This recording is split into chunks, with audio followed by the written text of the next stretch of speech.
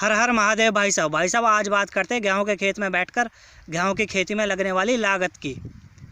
भाई साहब स्टार्टिंग हो जाती है वहाँ से, जब हमारी धान की खेती मंडी ले जाई जाती है। तो भाई साहब हम अपने मंडी से ही अपने ट्रॉली में बीज ले आते हैं। जैसे इस बार हमने 2967 और 343 का बीज ले आए थे। वहीं से ही खाद ले आते हैं, पेस्टिसाइड से ले आते हैं।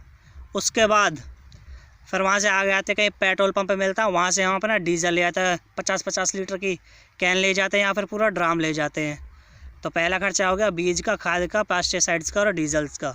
उसके बाद अपने खेत में आते हैं। खेत में आकर खेत की वो देखकर मिट्टी कैसी है, वहाँ से उसको फिर कल्टीवेटर से जुताई करते हैं, हैरोन से जुताई करते हैं। उसके बाद उसमें मैज लगाते हैं, मौजा लगाते हैं या फिर कंप्यूटर मौजा लगाते हैं अपनी सहूलियत के हिसाब से। उसके बाद उसे 1-2 दिन उस मिट्टी को छोड़ दिया जाता है। उसके बाद फिर उसमें अपनी ट्रैक्टर और बीज बोने वाली मशीन लाई जाती है। जैसे इस बार हम सीडर लेकर आए थे, तो भाई साहब फिर वहाँ से उस बीज बोने वाली मशीन में वो अपना जो बीज हम मंडी से लेकर आए हैं वो डालते हैं। उसके अलावा एक DAP खाद होता है वो डालते हैं और उसके बाद अपनी बुवाई चालू कर देते हैं। भाई साहब पीछे चल रहे गाने, हमें बेरोजगार और हमारा न हो ब्याह। और पीछे चल रहे गाने अगर तुम्हें सुनाई दे रहे हो तो इनको हैरो भैया ब्याह, शादी ब्याह हैरो भैया, क्या कर सकें। पीछे गाने चल रहे अगर सुन रहे हो तो चलो भैया अपने आगे में अपनी खेती पे। तो भैया वहाँ से उसके बाद हम अपनी खेती को बो देते हैं। तो जो ट्रैक्टर भी चलता है तो भाई साहब वो चलता है डीजल से, मशीनरी से, उसका भी खर्चा आता है।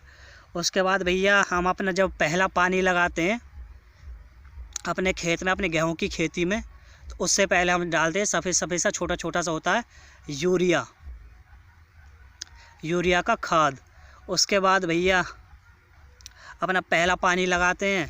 पहले पानी लगाने के बाद जब दूसरा पानी लगाते हैं उसके बाद हम उसमें डालते हैं अपने पेस्टिसाइड। उसमें देखकर यदि कोई रूखरी तो नहीं हो गई, उसमें कोई रोग तो नहीं लग गया है, या फिर अपने मेंढे पर डालते हैं। जैसे हमने मेंढे पर पेस्टिसाइड डाला था, कोई ज़्यादा रूखरी बढ़े ना।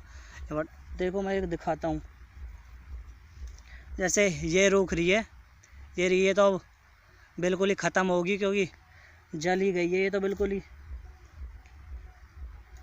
बिल्कुल जल गई है, बिल्कुल ख़त्म होगी क्योंकि हमने यहाँ पेस्टिसाइड्स डाल दिए थे। जो भी ये रूखरी थी ख़त्म हो गई थी, इससे आगे खेत में ना बढ़ पाई।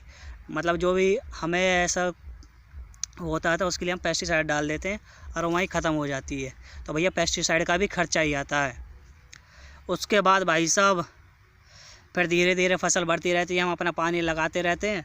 और अब जिस स्टेज पे आ गया हूँ भैया, ये है स्टेज। यहाँ हमने पानी लगाया था, फसल की देख रेख करी थी बिल्कुल अपने बच्चे की तरह। और देखो ये रही, अब तो बाल भी निकल आए हैं खूब। तो भैया यहाँ तक का। अब इससे आगे की बात करें, अब इससे आगे का, अब क्योंकि फरवरी का महीना चल रहा है 2024 का, अब इसके बाद मार्च में होने लगेंगे। मार्च और अप्रैल में तो बिल्कुल, अप्रैल तक तो बिल्कुल ख़त्म ही हो जाएगा। तो भैया इसके बाद अब क्या होगा, इसके बाद अब जब हमारे खेत पक जाएंगे, खेत पकने के बाद अब इसके 2 तरीके होते हैं। एक तो हम अपने मज़दूरों को दे देते हैं, जो या तो अपने गांव में मिल जाते हैं, या फिर जो हमारे यहाँ पर मेहनत मजदूरी या खेती मजदूरी करने के लिए आते हैं वो आते हैं हरिओम, वो आते या तो आते उत्तर प्रदेश से, या आते बिहार से, या फिर कई बार आ जाते हैं मध्य प्रदेश से। उसके बाद वो हमारे यहाँ कर आएंगे, खेत काटेंगे। खेत काटने के बाद भाई साहब खेत के बीच में लगा देंगे वो कुड्ढा सा पूरा, वो मतलब सारे पूरे इकट्ठे हो जाएंगे। उसके बाद 1-2 दिन बिहार निकल लेती है, उसके बाद कुड्ढा लगाते हैं। उसके बाद हमारा यहाँ कटर वाला आएगा, एक साइड से कटर में भूस निकलता रहेगा और एक साइड से बीज निकलता रहेगा। उस बीज को हम अपने ट्रॉली में डालेंगे। आप अपनी सहूलियत अनुसार, यदि वो हमें खाने के लिए ले जाना होता है तो हम अपने गांव में उसे स्टोर कर लेंगे, नहीं तो अपने मंडी में भेज देंगे। और दूसरा एक और होता है, जैसे हमारे कई बार खेत खुड़ जाती है, ज़्यादा पक जाते हैं, समय से पहले ही ज़्यादा तेज़ हवा चल जाती है, तो उसमें क्या करते हैं हम अपने कंपाइंड आती है पंजाब से ज़्यादातर कंपाइंड आती है। पंजाब से हम कंपाइंड आती है, उनको पंजाब वालों को दे देते हैं कंपाइंड से कटवाने के लिए। एक साइड से भैया वो बीज निकल जाता रहता है और कंपाउंड के पीछे से अपना वेस्ट निकलता रहता है। भैया जो बीज अपनी सहूलियत अनुसार मंडी या घर पहुंचाना होता है वो देख लेते हैं हम। उसके बाद जो बीज पीछे से वेस्ट निकला होता कंपाउंड के, उसको भैया हम क्या करते हैं कि जो भुस बनाने वाली मशीन होती है उससे भुस बना देते हैं उसका। और भैया मंडी में पहुंचकर तो आपको पता ही है, ये भाजपा राज चल रहा है, मोदी सरकार का राज चल रहा है, बिल्कुल भी एमएसपी नहीं देती है। हर बार एमएसपी का ही होता है। बस भाजपा सरकार एमएसपी या फिर सही दाम कब लगाती है, जिस साल इलेक्शन होता है, बस। उसके अलावा ये कभी भी किसानों की, मज़दूरों की कोई बात नहीं सुनती है। तो भाई साहब आप शुरुआत से देखिए कितनी लागत लगती है, कितना खर्चा आता है। बीज का खर्चा, खाद का खर्चा, पेस्टिसाइड का खर्चा, पेट्रोल का डीजल का खर्चा, उसके अलावा जो खेत में जोत लगती है, मैज लगती है, कल्टीवेटर से लगती है, हैरोन से लगती है, जो खेत बोया जाता है उसमें मशीनरी लगती है। जिनके पास मशीनरी नहीं होती है, जैसे ट्रैक्टर नहीं होता है, वो किराए पर लाना पड़ता है, वो किसी और को देना पड़ता है, तब जाके बात बनती है। उसके अलावा फिर मंडी कटर का खर्चा होता है, कंपाउंड का खर्चा होता है, मज़दूरों का खर्चा होता है। उसके बाद मंडी तक ले जाया जाता है, उस चीज़ का खर्चा आता है, तब जाके कुछ किसान के हाथ में आता है। सोच रहे हो किसान कितनी मेहनत करता है, कितनी मजदूरी करता है, कितनी लागत लगाता है, कितना खर्च उठाता है, जब जाके पूरे देश का, दुनिया का पेट भरता है।